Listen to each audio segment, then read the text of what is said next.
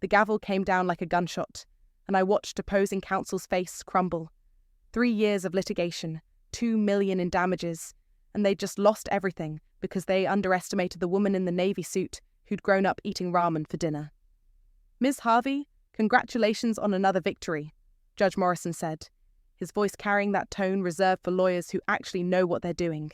"My name is Angelina Harvey, and I'm very good at what I do. Some people call me ruthless. Others call me brilliant. I prefer thorough. I packed my briefcase with the same methodical precision I brought to everything else in my life. Every document in its place, every pen capped, every victory catalogued and filed away. The courtroom emptied around me, but I took my time. I'd learned long ago that rushing never got you anywhere worth going. Angelina." My paralegal Jude appeared at my elbow, practically vibrating with excitement. "Did you see their faces when you pulled out that email chain? I thought Peterson was going to have a stroke." "Peterson should have read the fine print," I said, snapping my briefcase shut. "That's what happens when you assume your opponent didn't do her homework."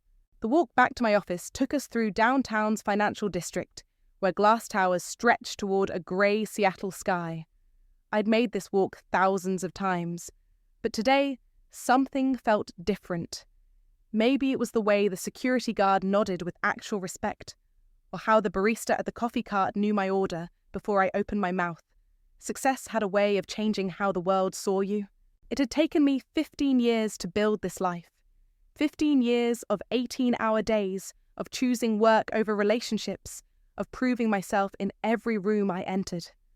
My corner office overlooked Elliott Bay, and on clear days I could see the mountains. Today wasn't clear, but I didn't mind the grey. Grey was honest. "You heading home?" Jude asked, hovering in my doorway, like he always did when he thought I was working too late. "Soon," I lied. He left, and I was alone with the quiet hum of success.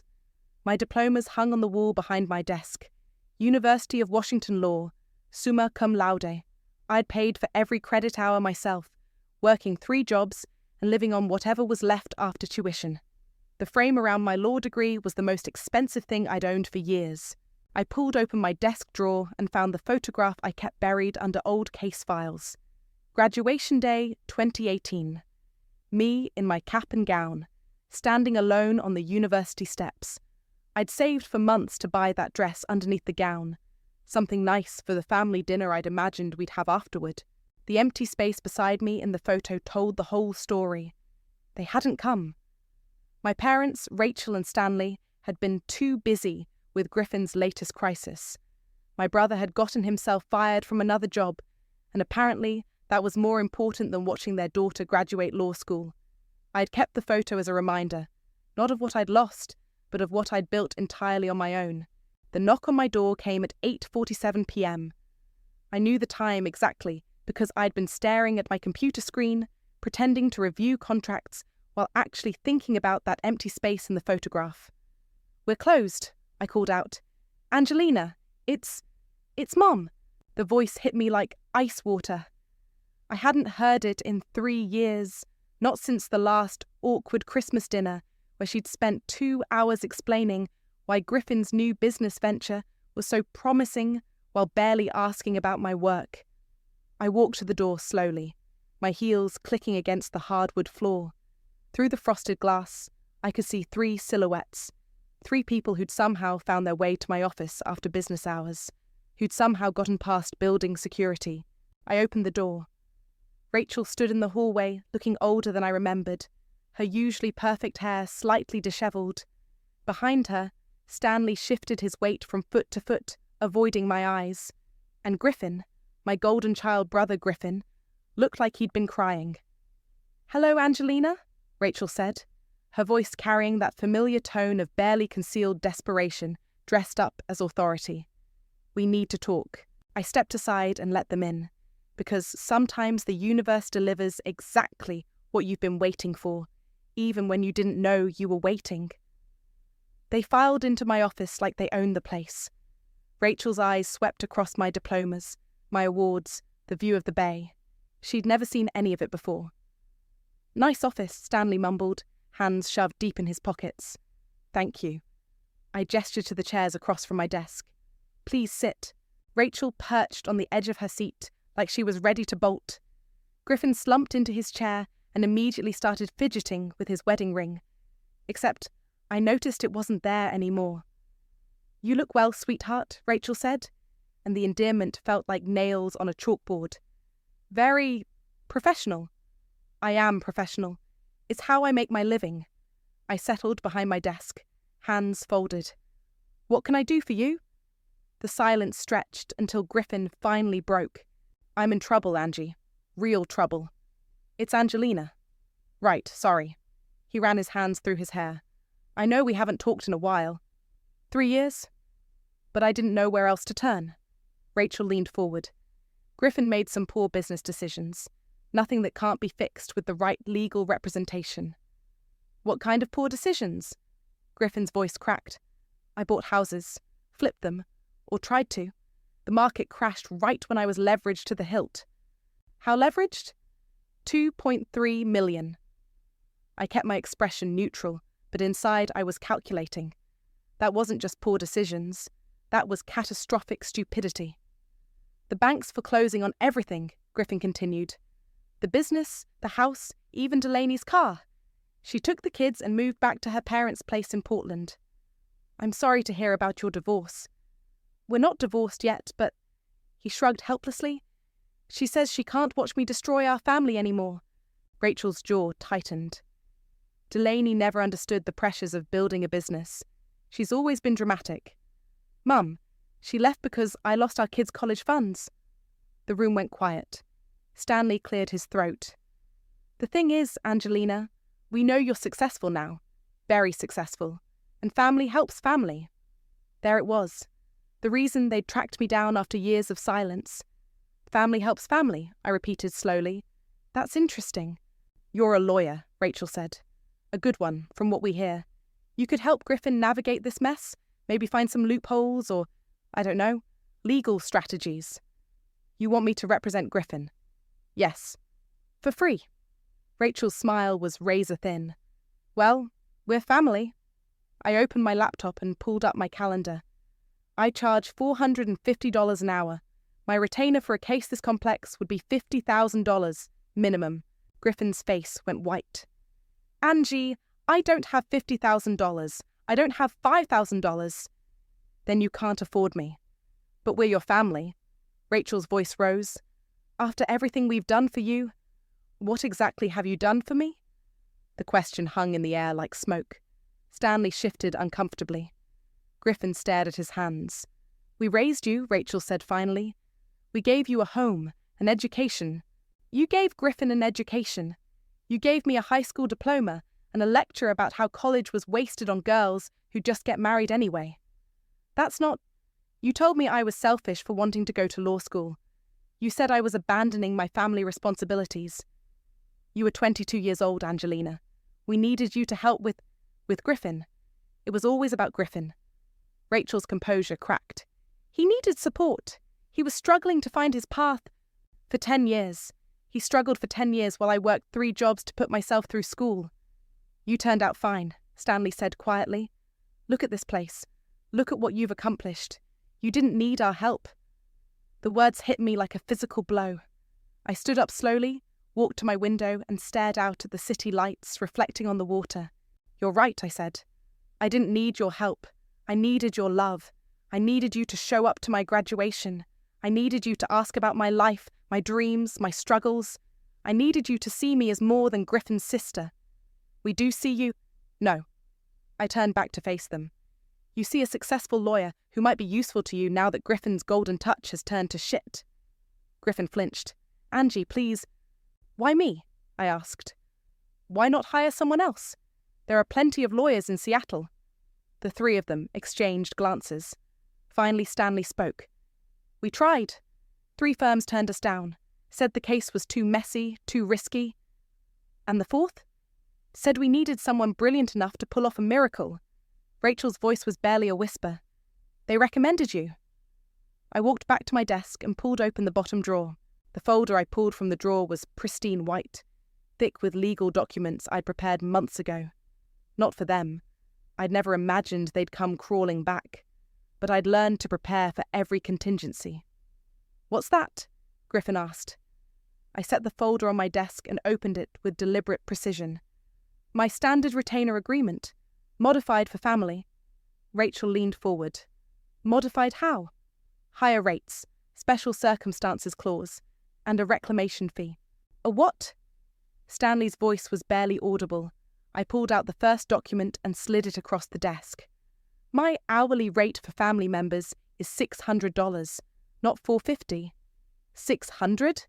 Griffin's voice cracked. "Why is it higher?" "Emotional labour surcharge." Rachel snatched the paper and scanned it. Her face went progressively paler as she read. This says you require payment for past services rendered. That's the reclamation fee. $467,000. The silence was deafening. Griffin's mouth opened and closed like a fish.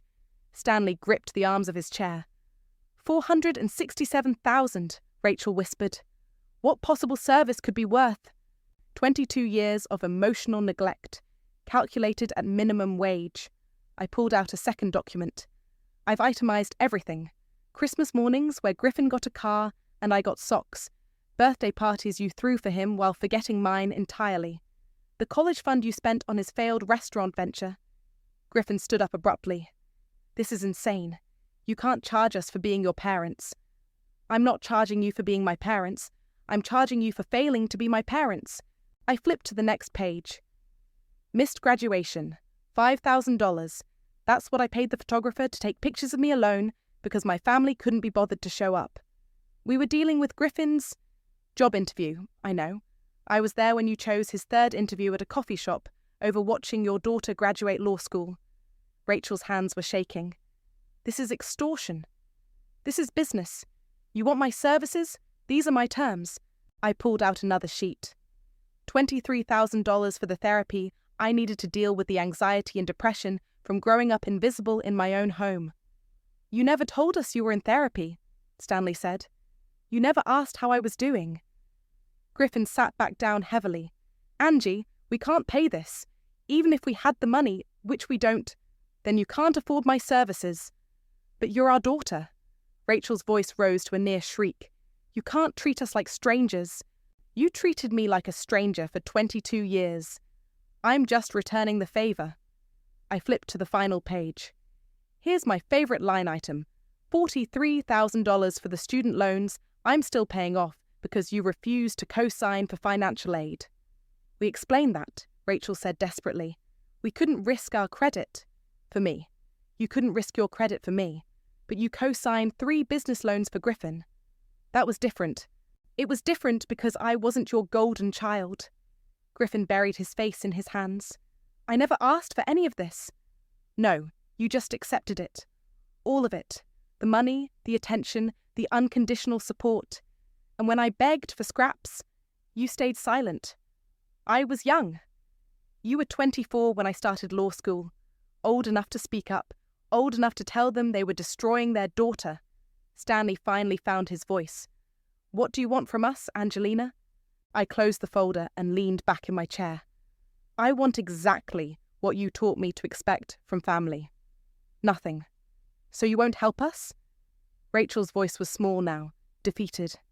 I didn't say that. I tapped the folder. I'll help you. For $600 an hour, plus expenses, plus the reclamation fee. Payable in advance. We don't have that kind of money, Griffin said. Then get it. How? I don't know. Sell something. Borrow from friends. Ask Delaney's parents for a loan. I shrugged. Figure it out. That's what I had to do when I was 22, and you threw me out for wanting an education. Rachel stood up, her chair scraping against the floor. You're being cruel. I'm being fair. For the first time in my life, I'm being treated exactly as well as I treat others. We made mistakes, Stanley said quietly. We know that now. But this isn't justice. This is revenge. No, I said, standing to face them. Revenge would be letting you lose everything while I watch from the sidelines. Justice is giving you exactly the same chance you gave me. The opportunity to pull yourself up by your bootstraps and prove you deserve help. Rachel's face was red with fury. You'll regret this, Angelina. Family is all you have in the end, and you're throwing us away over money. I walked to the door and opened it. I already regretted it. For 20 years, I regretted not being good enough, smart enough, or worthy enough to earn your love. Now, I regret wasting so much time caring what you thought. They filed out in silence. Griffin paused at the threshold. "I'm sorry," he whispered. "For all of it. I'm sorry." I met his eyes. "I know you are, but sorry doesn't pay my student loans." The door closed behind them with a soft click, and I was alone again with the city lights and the weight of 20 years of silence finally broken. The next morning, Jude appeared in my doorway with coffee, and that look he got when he thought I was being too much of a robot. "You're here early," he said, setting the cup on my desk. "Even for you. Couldn't sleep. Want to talk about it?" I pulled up my case files on the computer. Nothing to talk about, just work. "Right." He settled into the chair across from me. "Because you definitely don't look like someone who had an emotional nuclear bomb dropped on them last night. Jude, I'm just saying, I need you to review the Morrison case files. The appeal deadline is next week." He stared at me for a long moment, then shook his head. "You know, most people would be a mess right now. Families showing up after years, begging for help. Most people aren't lawyers. Most people are human." My phone rang before I could respond. Unknown number. "Angelina speaking." "Ms. Harvey? This is Ray Stanley from Stanley & Associates. I hope you don't mind me calling directly." I knew Ray by reputation. Good lawyer, expensive suits, ego the size of Mount Rainier. "What can I do for you, Ray?" "Actually, I'm calling about what I can't do for you. Or rather, for your family." Jude raised an eyebrow. I put the call on speaker. "I'm not sure I follow. Your brother Griffin came to see me yesterday. Before he visited you, I assume. Wanted me to take his case." "And?" Ray chuckled. "I told him he needed someone with your particular talents. The case is a disaster, frankly. Over-leveraged real estate, questionable loan documentation, potential fraud implications. It would take a miracle worker. Or someone stupid enough to take an unwinnable case. Exactly. Which is why I recommended you. You're the only lawyer in the city brilliant enough to pull something out of this mess." I leaned back in my chair. "That's quite a compliment." "It's the truth. Your reputation precedes you.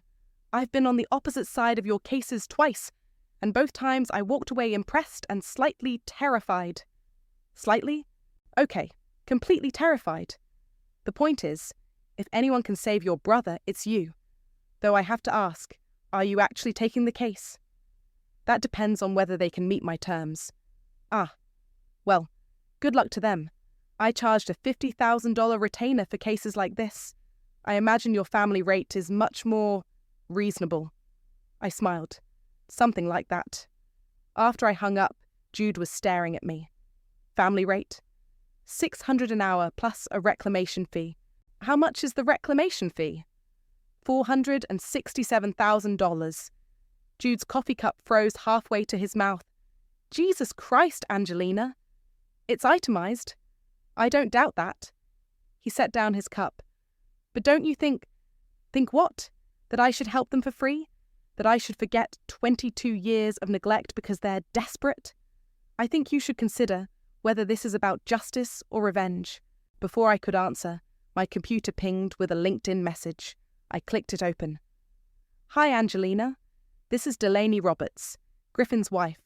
I hope you don't mind me reaching out like this, but I didn't know how else to contact you. Could we meet for coffee?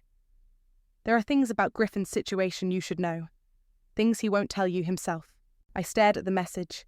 Delaney and I had met exactly twice, both times at awkward family dinners where she'd tried to make conversation while Rachel passive-aggressively criticized everything from her career to her parenting style. "What is it?" Jude asked. "Griffin's wife wants to meet." "Ex-wife?" "Soon-to-be ex-wife." I typed back a response. "Tomorrow, 2 p.m, Starbucks on Pine Street." Her reply came instantly. "Thank you. And Angelina, I'm sorry about how they treated you. I tried to speak up a few times, but..." "But what?" I wanted to ask, but it was easier to stay quiet. But Griffin's feelings mattered more than mine. I closed the laptop. I'm going home. It's barely noon. I have things to think about. Jude followed me to the elevator. You know, there's a difference between standing up for yourself and burning everything down. Is there? Yeah. One makes you strong. The other makes you alone. The elevator doors opened, and I stepped inside. I've been alone for 22 years, Jude. I'm used to it. That doesn't mean you have to stay that way. The doors closed before I could respond, but his words followed me all the way home. I sat in my pristine apartment, surrounded by the success I'd built entirely on my own, and wondered if he was right. My phone buzzed with a text from Griffin. Please, Angie, I know you hate us, but I'm drowning here. The kids are asking why Daddy can't come home. I don't know what to tell them. I stared at the message for a long time. Then I deleted it without responding. But I didn't delete Delaney's LinkedIn message. Some conversations, I realized, were worth having, even if I wasn't sure I was ready for what she might tell me. Delaney was already waiting when I arrived at Starbucks, hunched over a laptop in the corner booth. She looked thinner than I remembered, her blonde hair pulled back in a messy ponytail. Dark circles under her eyes told the story of too many sleepless nights. Angelina. She stood up awkwardly. Thank you for coming. Of course. I slid into the seat across from her. You said there were things I should know. She closed her laptop and folded her hands on the table. Griffin didn't tell you everything about the house-flipping business? I assumed as much. He never was good at full disclosure. It's worse than you think. She pulled out her phone and scrolled through emails. He didn't just make bad investments. He falsified loan documents. My coffee cup stopped halfway to my mouth. What kind of falsification? Income statements, mostly. He claimed the business was making twice what it actually was. Forged bank statements to back it up. That's fraud. I know. Her voice was barely a whisper. I found out 6 months ago when the accountant called asking about discrepancies. Griffin broke down and told me everything. And you didn't report it? I was going to. I had the papers ready to file with the state attorney general. She showed me her phone screen, a draft email that was never sent. But then I found out I was pregnant. Pregnant? I miscarried at 12 weeks. The stress, the fighting, the constant fear of losing everything. She wiped her eyes. Griffin blamed himself, said he'd destroyed our family. I set down my coffee. Delaney, I'm sorry. The worst part? Your parents knew. Rachel helped him create the fake documents. She said it was just creative accounting and that everyone did it. The words hit me like ice water. My mother helped him commit fraud? She has copies of everything. Emails, document templates, even instructions on how to backdate financial statements. Delaney pulled out a flash drive. I copied it all before I left. I stared at the small device like it was a bomb. Why are you giving this to me? Because if you represent Griffin, you need to know what you're walking into. And because... She hesitated. Because I'm tired of protecting people who don't deserve it. What do you mean? Your parents destroyed you, Angelina. I watched it happen at family dinners. The way they dismissed everything you said. The way they lit up when Griffin walked in the room. I wanted to say something, but Griffin always told me to stay out of it. So you stayed quiet. I stayed quiet, and I hate myself for it. Tears spilled down her cheeks. When Griffin told me about your retainer agreement, I wasn't shocked. I was impressed. Finally, someone was making them pay for what they'd done. I picked up the flash drive. If I used this information, Griffin could go to prison. I know. You're okay with that? She was quiet for a long moment. Griffin made his choices. He chose to lie, to cheat, to risk our children's future for get-rich-quick schemes. And when it all fell apart, he chose to let you clean up his mess instead of facing the consequences himself. What about your kids? They'll be better off without a father who teaches them that rules don't apply if you're charming enough. She stood up. I have to go. School pickup. Delaney, wait. I caught her arm. What do you want me to do with this? Whatever you think is right. For the first time in years, I trust someone in your family to make the right choice. She left me sitting alone with the flash drive and a decision that could destroy what was left of my family. I drove straight to Griffin's apartment, a cramped one-bedroom in a complex that had seen better days. He answered the door in sweatpants and a stained t-shirt, looking like he hadn't slept in weeks. "Angie, what are you doing here?" I held up the flash drive. "We need to talk." His face went white. "Where did you get that?" "Your wife. Ex-wife. Whatever she is now." He stepped aside to let me in. The apartment was a disaster. Empty pizza boxes, beer bottles, clothes everywhere. This was what the golden child's life looked like when the gold wore off. "She told you," he said. "About the fraud?" "Yes." Griffin collapsed onto his couch. "I never meant for it to go this far. It started small, just rounding up some numbers to qualify for a loan. Then the market shifted, and I needed more money and Mum helped you falsify documents. She said it was temporary, just until the business got back on track. Griffin, this isn't creative accounting. This is federal fraud. You could go to prison for 10 years. He started crying, ugly, desperate sobs that shook his whole body. "I know. God, I know. But I can't go to prison, Angie. I can't leave my kids thinking their father is a criminal. You are a criminal. Please." He grabbed my hands. "You're the only one who can fix this. You're brilliant, you always were. Find a loophole, make a deal, something. I'll do anything." I pulled my hands away. "There's only one thing you can do, Griffin. Tell the truth." "I can't." "Then I can't help you." I stood up to leave, and he followed me to the door. "What are you going to do with that?" He pointed at the flash drive. "I don't know yet." "Angie, please, think about what this will do to Mum and Dad. They're old. They can't handle. They should have thought about that before they helped you commit fraud." I left him standing in his doorway and drove home with the weight of my family's future in my pocket. I spent 3 days going through the files on Delaney's flash drive. Bank statements with whited out numbers and new ones typed over them. Loan applications claiming Griffin's business made $400,000 a year when the real number was $47,000. Email chains between Griffin and Rachel discussing which documents needed to be adjusted. The evidence was damning and comprehensive. On Thursday evening, my mentor Elias called. "Dinner tonight. I'm buying. I'm busy." "You're always busy. That's why you need dinner with someone who remembers when you used to smile occasionally." An hour later, we sat across from each other at his favourite Italian place. Elias had been my constitutional law professor, then my thesis advisor, and finally the closest thing I had to a father figure. He was also one of the few people who could read me like a book. "You look terrible," he said, cutting into his veal. "Thank you for the pep talk. I'm serious. When's the last time you slept?" "I sleep." "When's the last time you slept more than 4 hours?" I didn't answer, which was answer enough. "Talk to me, Angelina. What's eating you?" I told him everything. The late-night visit, the retainer agreement, Delaney's flash drive, Griffin's breakdown.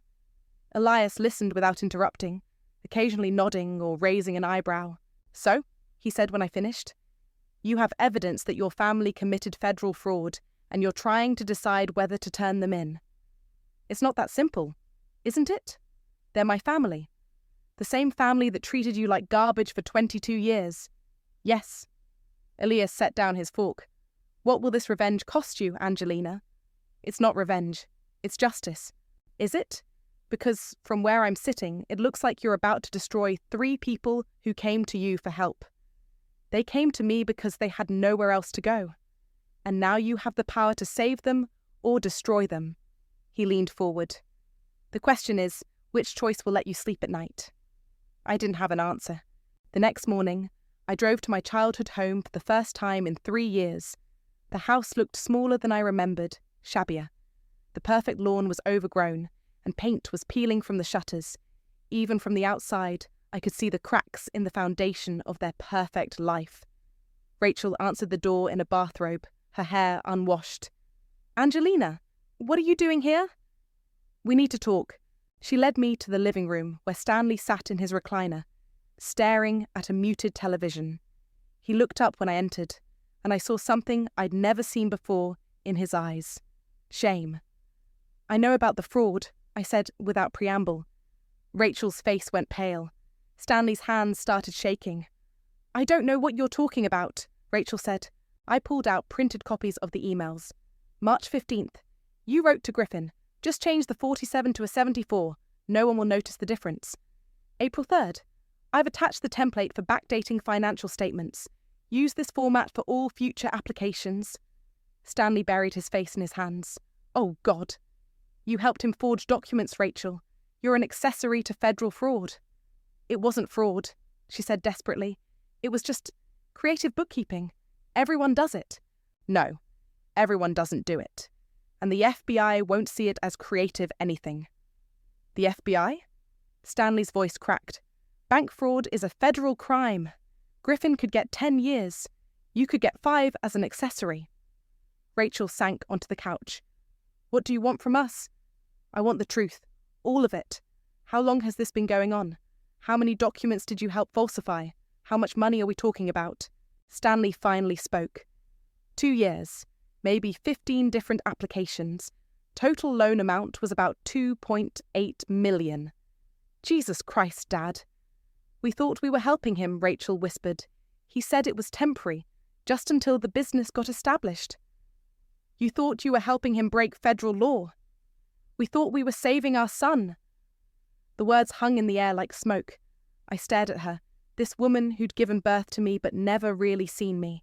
You were willing to risk prison to save Griffin, I said quietly, but you wouldn't co-sign a student loan to help me. That was different. It was different because I wasn't worth the risk. Stanley stood up slowly, his joints creaking. You're right, he said. We failed you, Angelina. We failed you completely. Rachel turned to stare at him. Stanley. No, Rachel, she's right. We threw away our daughter to protect our son, and now we've destroyed him too. He walked over to me. This man who'd been a stranger in my own home. I'm sorry, he said, and his voice broke. I'm sorry we never saw how remarkable you were. I'm sorry we made you feel invisible. I'm sorry it took losing everything for me to realize what we threw away. For the first time in 22 years, my father was really looking at me. I know you hate us, he continued, and you have every right to. But please don't let our mistakes destroy Griffin's children. They don't deserve to pay for our sins. I stood up, my legs unsteady. I need time to think. How much time? Rachel asked. I don't know. I walked toward the door, then stopped. Dad? Yes? Why now? Why are you finally seeing me now? He was quiet for a long moment. Because you're the only one of us who turned out to be worth anything, and it had nothing to do with us. I left them sitting in their crumbling house, surrounded by the wreckage of their golden child's dreams, and for the first time since this all started, I wasn't sure what justice looked like anymore. I spent the weekend drafting 2 different documents. The first was a criminal complaint to the FBI detailing Griffin and Rachel's fraud. The second was a civil lawsuit against the property holding company they'd used to funnel the fraudulent loans, a lawsuit that would expose everything publicly but keep them out of federal prison. Monday morning, I made my choice. You're filing the civil case? Jude asked, reading over my shoulder. It's the right move. They'll lose everything, but they won't go to prison. And your retainer fee? I pointed to the damages section. $467,000, exactly what they owe me. That's not a coincidence. No, it's not. The lawsuit hit the courthouse at 9 a.m. By noon, the Seattle Times had picked up the story. Local real estate empire crumbles in fraud scandal. By evening, it was trending on local news websites. Griffin called 17 times. I didn't answer. Rachel called once. You destroyed us, she said on the voicemail. I hope you're happy. Tuesday morning brought reporters to my office building. I slipped in through the parking garage and found Jude waiting with coffee and a grim expression. Channel 7 wants an interview, he said. No interviews. The Times wants a statement. No statements. Your family wants... I don't care what my family wants, but that wasn't entirely true. I did care, which was why I'd chosen the civil route instead of criminal charges. I could have sent them all to prison. Instead, I'd given them bankruptcy and public humiliation. It felt like mercy. It felt like justice. It felt like revenge. It felt like all 3 at once. Wednesday, the depositions began. Griffin sat across from me in conference room B, flanked by a court-appointed attorney who looked like he'd rather be anywhere else. "State your name for the record," I said. "Griffin Michael Harvey." "And your relationship to the plaintiff?" He looked at me with hollow eyes. "She's my sister." "Were you involved in falsifying loan documents between March 2021 and September 2023? His attorney leaned over and whispered something. Griffin nodded. "I invoke my Fifth Amendment right against self-incrimination." "Did you receive assistance from Rachel Harvey in creating fraudulent financial statements?" Fifth Amendment. "Did you use the fraudulent documents to secure loans totaling approximately $2.8 million? Fifth Amendment. It went on like that for 2 hours.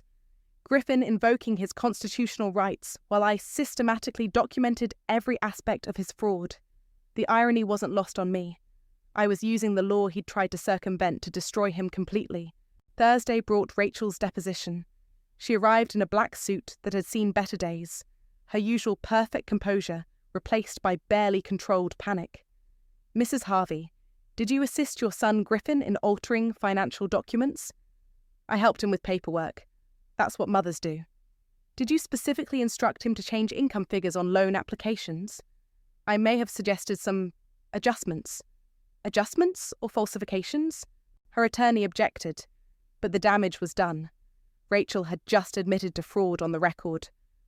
"Why did you help him?" I asked. "Because he's my son." "And what am I?"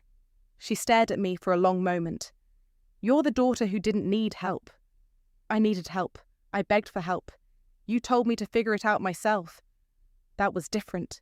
Different because Griffin was worth saving and I wasn't." "Objection," her attorney said weakly. "Sustained," said the court reporter, though we weren't in court.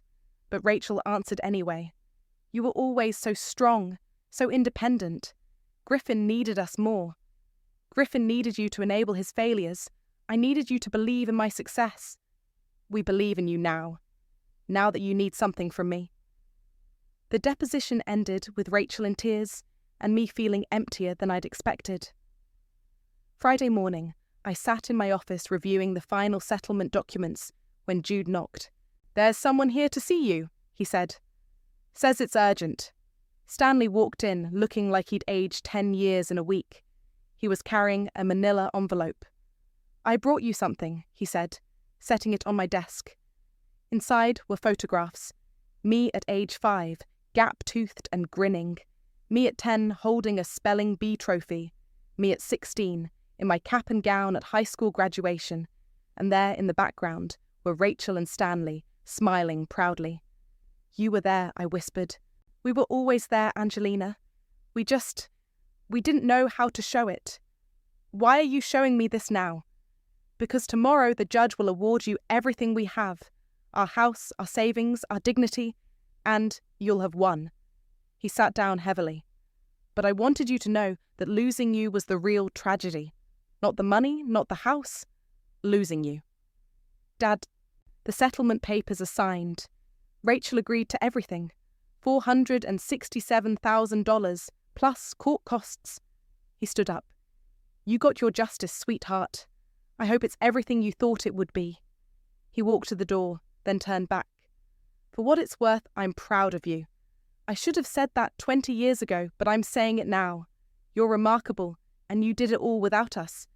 Actually," I said quietly, "I did it because of you. Because you taught me that the only person I could count on was myself." He nodded sadly. "Then I guess we gave you something after all." After he left, I sat alone with the photographs and the signed settlement papers. In 6 hours, I'd be in court receiving the largest judgment of my career. And I'd never felt less victorious in my life. The gavel came down at 3:47 p.m. on a grey Seattle afternoon. And just like that, I owned my parents' house, their retirement savings, and Griffin's remaining business assets. $467,000, exactly as itemized. "Congratulations, Counselor," Judge Morrison said. "This court awards the plaintiff the full amount requested, plus court costs." I packed my briefcase with the same methodical precision I always used, but my hands were shaking. The courtroom emptied around me, reporters rushing to file their stories, my family's attorney gathering his papers with obvious relief that it was over. Griffin wasn't there. He'd moved to Portland the day after his deposition, taking a job at a hardware store and renting a studio apartment near Delaney's parents. Rachel and Stanley sat in the back row, holding hands like teenagers. They looked smaller somehow, diminished. "Miss Harvey?" A reporter approached. "Any comment on today's victory?" "No comment." "Any regrets about taking legal action against your own family?" I stopped packing and looked at her. "Do you have any regrets about doing your job?" She blinked. No. Neither do I." But that wasn't entirely true. I drove home through downtown traffic, past the coffee cart, where the barista knew my order, past the office building, where I'd built my reputation one case at a time. My phone buzzed with congratulatory texts from colleagues, but I didn't read them. At home, I poured a glass of wine and sat on my couch, staring out at Elliott Bay. The settlement check was on my coffee table, $467,000 made out to Angelina Harvey. 22 years of neglect, quantified and paid in full. It should have felt like victory. It felt like grief. Jude knocked on my door at 8 o'clock, carrying Chinese takeout and a bottle of champagne. "Celebrating or mourning?" he asked, setting the bags on my kitchen counter. "I'm not sure there's a difference anymore." He popped the champagne cork. "You won, Angelina. You took on your family and won everything. I took on my family and lost everything. They lost everything. You got justice." I held up the settlement check. "This isn't justice, Jude. This is just expensive therapy." "So what are you going to do with it?" I'd been thinking about that all afternoon. The money felt poisonous in my hands, tainted with 22 years of resentment and pain. I couldn't spend it on myself. Every dollar would taste like revenge. "I'm giving it away." "To who?" "I don't know yet." The next morning, I drove to the food bank where I'd volunteered during law school. The same place where I'd sometimes taken meals when my part-time job wasn't enough to cover both rent and groceries. "Angelina!" Maria, the director, rushed over when she saw me. "It's been too long. How are you?" "I'm good. I wanted to make a donation." "That's wonderful. Every little bit helps." I handed her the settlement check.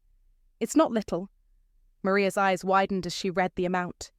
$467,000? "Angelina, this is incredible.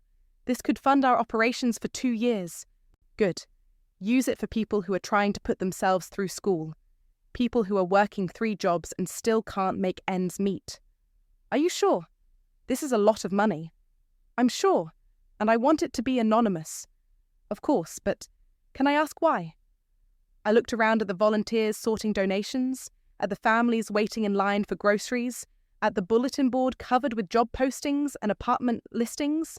This place had kept me alive when my family had thrown me away. Because someone once told me that family helps family, and sometimes family isn't the people who share your blood. That evening, I was working late when my office phone rang. Unknown number. "Angelina speaking?" "It's Griffin."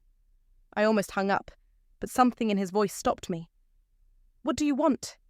"I saw the news about the donation." "How did you—" "Delaney volunteers at the Portland Food Bank. They got a call about coordinating with Seattle for some big anonymous donation. She put 2 and 2 together." I didn't respond. "You gave it all away," he said quietly. "All of it?" "Yes." "Why?" I stared out my office window at the city lights reflecting on the water. "Because keeping it would have made me just like you. Someone who takes things they didn't earn." "Angie. My name is Angelina. Angelina. I know I don't deserve forgiveness. I know I can't undo 22 years of being a coward. But I want you to know that I'm proud of you. I've always been proud of you, even when I was too weak to say it. Griffin, I'm getting help. Real help. Therapy, financial counseling, the works. Delaney says maybe someday we can try again, but only if I become someone worth trying with." "Good. And Mum and Dad, they're selling the house, moving to a retirement community. Mum says she's going to write you a letter." "She doesn't need to." "Yeah, she does. We all do." After he hung up, I sat in the quiet of my office, surrounded by the success I'd built entirely on my own. The settlement was over. The money was gone. My family was scattered to the winds. And for the first time in 22 years, I felt free. My phone buzzed with a text from Jude. "Dinner tomorrow. I'm buying. And before you say you're too busy, you're not. I checked your calendar." I smiled and typed back, "Fine, but somewhere with good wine. Deal. And Angelina." "Yeah? You did good."